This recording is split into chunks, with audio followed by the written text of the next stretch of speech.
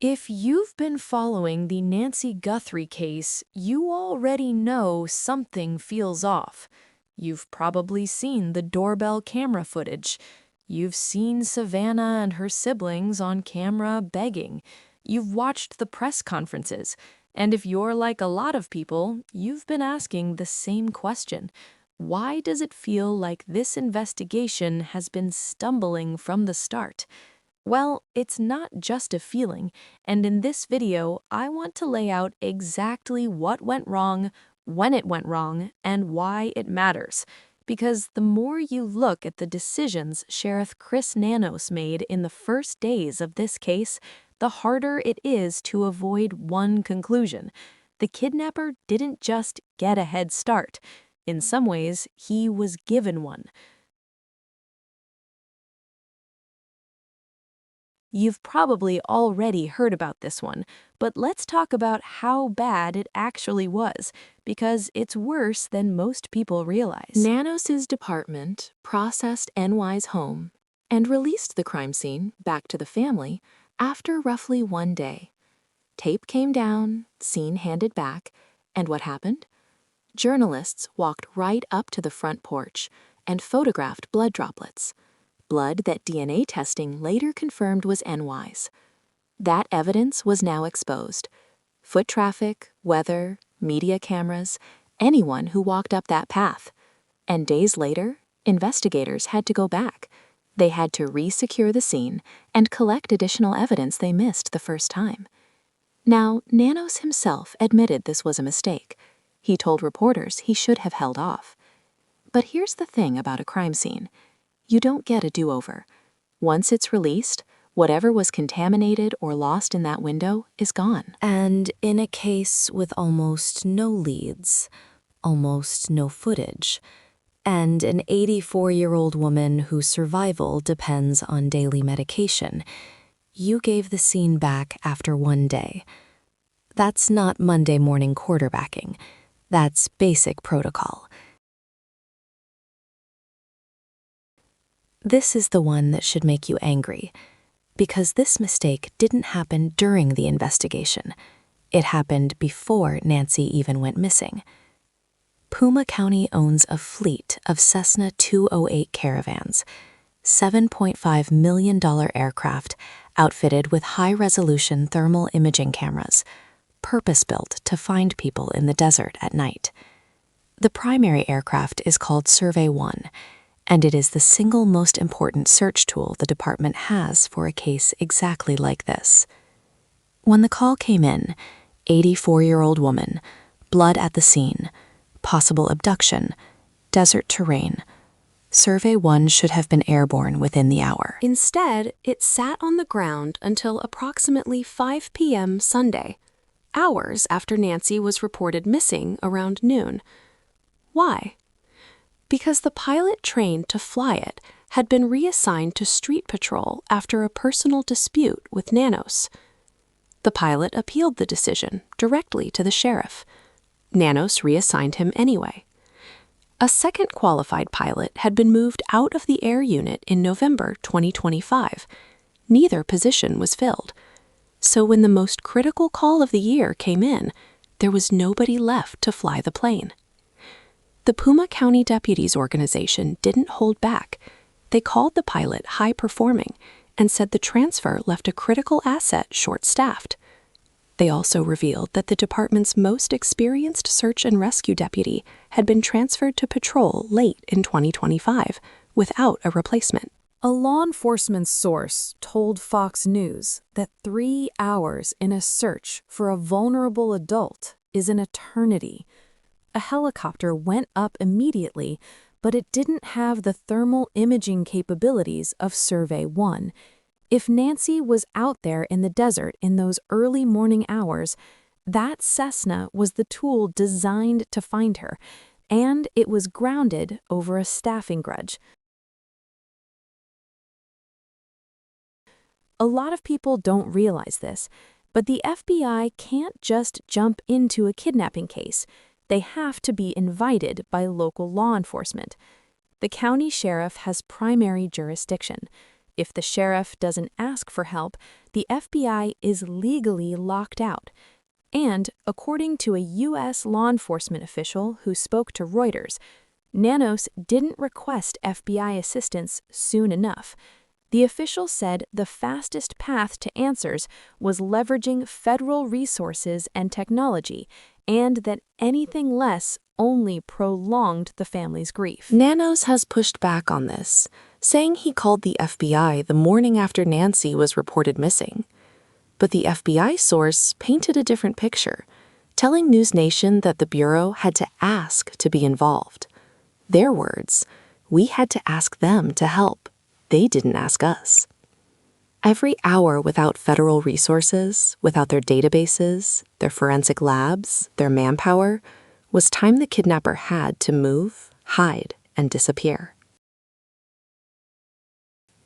Okay, this is the one that made national news, and the one that genuinely baffled people watching this case. So let's go through it. A glove was found near Invai's home, potentially the most important piece of physical evidence in the entire case. The FBI requested that the glove, along with DNA samples, be sent to their lab in Quantico, Virginia. Quantico is the most advanced forensic facility in the country. They have a direct pipeline to forensic genealogy labs like Othram, the same company that helped identify Brian Kohberger in the Idaho murders case. Nano said no. He sent the evidence to a private lab in Florida, DNA Labs International. According to Reuters, the county had already spent approximately $200,000 sending evidence to this lab, and the FBI said they'll have to retest everything once it comes back from Florida. More time, more delays. The FBI source who spoke to News Nation didn't sugarcoat their assessment. They called the decision dumb and insane. Then Othram weighed in. This is the forensic genealogy company that helped crack the Kohberger case. Their co-founder, Kristen Middleman, called the decision devastating. She explained that traditional labs, like the one in Swa, Florida, consume evidence to make a DNA profile, meaning the sample can be destroyed in the process. The FBI's lab at Quantico can process evidence without destroying it, and they can do it faster. Now, here's the part that really got people. Nanos told News Nation he actually talked the FBI out of sending the gloves to Quantico. He said all the existing DNA profiles and markers were already at the Florida lab, and splitting evidence between two labs would create conflicts. That's his justification. He convinced the FBI not to use their own lab in a kidnapping case for an 84-year-old woman who needs daily medication to survive. Meanwhile, investigators on the ground told News Nation they didn't even know who was in charge, the sheriff or the FBI. That kind of confusion doesn't just slow things down, it fractures an investigation from the inside. You've probably already seen this one circulating. But let's put the timeline together because the timing is even worse than most people think. Saturday, February 7th, day 7. No suspects, no proof of life. An elderly woman still missing. Fox News Digital obtained photos of Sheriff Nano sitting courtside at the University of Arizona versus Oklahoma State basketball game. Minutes after the game ended, Savannah Guthrie and her siblings posted their third video plea on Instagram. Savannah told the kidnappers her family had received their message, that they understood, and that they were prepared to pay for their mother's return. The sheriff at the game, the family on camera begging, almost the exact same moment. And it wasn't just the public who noticed. Dr. Matt Hines, a Democrat who serves on the Pima County Board of Supervisors, a member of Nanos's own party, said publicly, "That does not look good." I mean, dude, watch the game at home. Read the room. Look, burnout is real. Law enforcement professionals need downtime. Nobody's arguing that. But you don't decompress courtside at a nationally visible game during the biggest missing persons case in the country. not on day 7, not while the family is recording pleas for their mother's life. You watch the game at home. You read the room. It's not complicated. And this is the thread that ties it all together, because every single one of these mistakes might have landed differently if the sheriff had handled the scrutiny with some self-awareness. Instead, every time he's been questioned, he's made it worse. Early in the investigation, when reporters pressed him on contradictions and the pace of progress, Nanos told the room on camera that he's not used to everybody hanging on my words and then trying to hold me accountable for what I say. Let that sink in. The elected sheriff of Pima County, leading the highest profile kidnapping case in the country, told the press he's not used to being held accountable. Then, when asked more broadly about his performance, he said, "I'm going to have people who think I'm doing a good job, and I'm going to have people think I am doing a bad job. But that's what we have elections for." Elections. That's his answer. While Nancy is missing, while the FBI is publicly calling his decisions insane, his message to critics, vote me out. And about those elections, Nanos barely held on to his seat in 2024.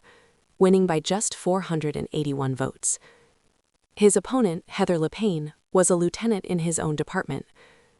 Weeks before Election Day, she was placed on administrative leave. She later filed a lawsuit alleging the action was taken to undermine her campaign. A county board member said the move likely affected the outcome, given the razor-thin margin. So when he says that's what we have elections for, it's worth asking whether the last one was even a fair fight. So when he says that's what we have elections for, it's worth asking whether the last one was even a fair fight. So when he says that's what we have elections for, it's worth asking whether the last one was even a fair fight. Here's what I want to be clear about. I'm not saying Nanos doesn't care. He's described texting regularly with Savannah Guthrie. He's called the case devastating. He said he won't quit. But caring isn't the same thing as competence. And if you zoom out, this isn't one bad week. This is a pattern. Under Nanos's leadership, the Pima County Sheriff's Department has gone from roughly 1,686 employees to around 1,158. The FBI has investigated his department. Inmates at Pima County jails have died at alarming rates.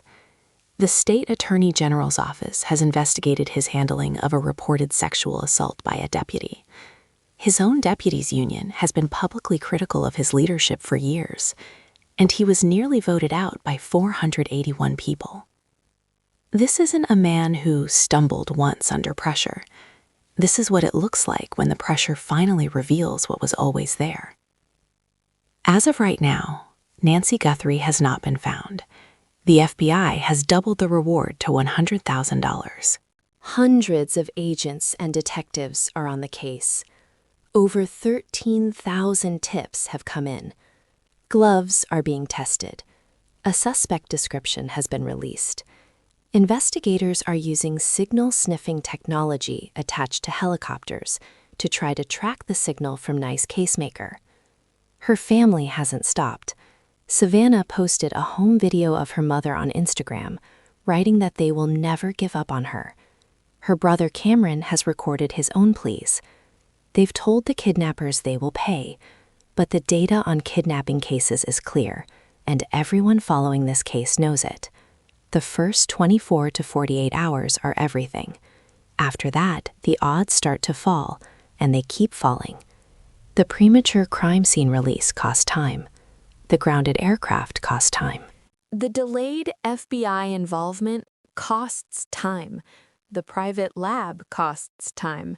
The confusion over who's even running this investigation costs time. In kidnapping cases, it's not just a matter of seconds or minutes. Time is the literal difference between life and death.